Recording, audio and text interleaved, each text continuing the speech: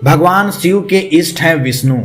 जब विष्णु जी ने श्री कृष्ण के रूप में अवतार लिया तो अपने इष्ट के बाल रूप के दर्शन और उनकी लीला को देखने के लिए शिव जी ने जोगी रूप बनाया।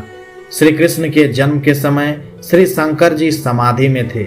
जब वह जागृत हुए तब उन्हें मालूम हुआ कि श्री कृष्ण ब्रज में बाल रूप में प्रकट हुए हैं। इससे शंकर जी ने बाल कृष्ण के दर्शन के लिए जाने का विचार किया। शिव जी ने जोगी का स्वांग सजाया और उनके दो गण श्रृंगी व भृंगी भी उनके शिष्य बनकर साथ चल दिए। श्री कृष्ण गोविंद हरे मुरारी हे नाथ नारायण वासुदेवाय का कीर्तन करते हुए वे नंद गांव में माता यशोदा के द्वार पर आकर खड़े हो गए। अलख निरंजन शिव जी ने आवाज लगाई, आज परमात्मा कृष्ण रूप में प्रत्यक्ष प्रकट हुए हैं। शिव जी इन साकार ब्रह्म के दर्शन के लिए आए हैं। यशोदा माता को पता चला कि कोई साधु द्वार पर भिक्षा लेने के लिए खड़े हैं। उन्होंने दासी को साधु को फल देने की आज्ञा दी। दासी ने हाथ जोड़कर साधु को भिक्षा लेने व बाल कृष्ण को आशीर्वाद देने को कहा। शिव जी ने दासी से कहा कि मेरे गुरु ने मुझसे कहा है कि गोकुल में यशोदा जी के घर परमात्मा प्रकट हुए हैं, इससे मैं उनके दर्शन के लिए आया हूँ। मुझे लाला के दर्शन करने हैं। दासी ने भीतर जाकर यशोदा माता को सब बात बताई। यशोदा जी को आश्चर्य हुआ। उन्होंने बाहर झांक कर देखा कि एक साधु खड़े हैं।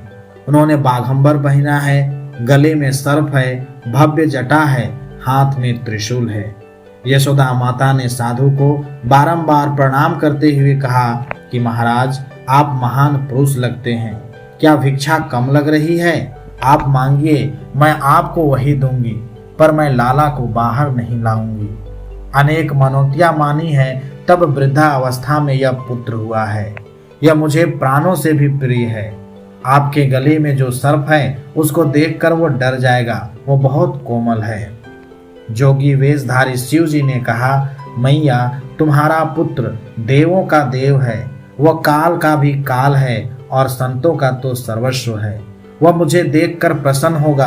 माँ, मैं लाला के दर्शन के बिना पानी भी नहीं पीऊंगा।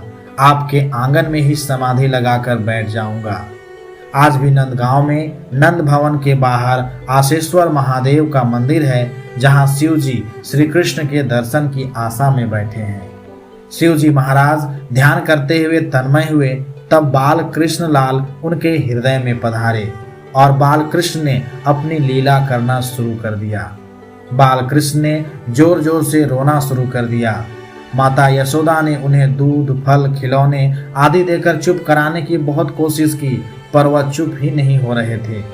एक गोपी ने माता यशोदा से कहा कि आंगन में जो साधु बैठे हैं उन्होंने ही लाला पर कोई मंत्र फेर दिया है।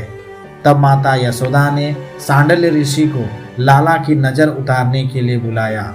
सांडल्य ऋषि समझ गए कि भगवान शंकर ही कृष्ण जी के बाल स्वरूप के दर्शन के लिए आए हैं। उन्होंने माता यशोदा से कहा, माँ, आंगन में जो साधु बैठे हैं उनका लाला से जन्म जन्म का संबंध है।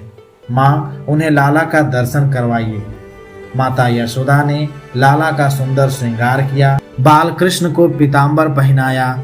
लाला को नजर न लगे इसलिए गले में बाघ के सुवर्ण जनित नाखून को पहनाया।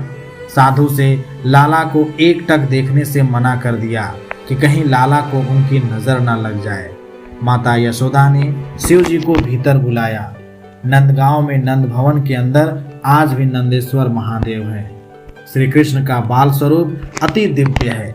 श्री कृष्ण और शिव जी की आंखें जब चार हुई तब शिव जी को अति आनंद हुआ।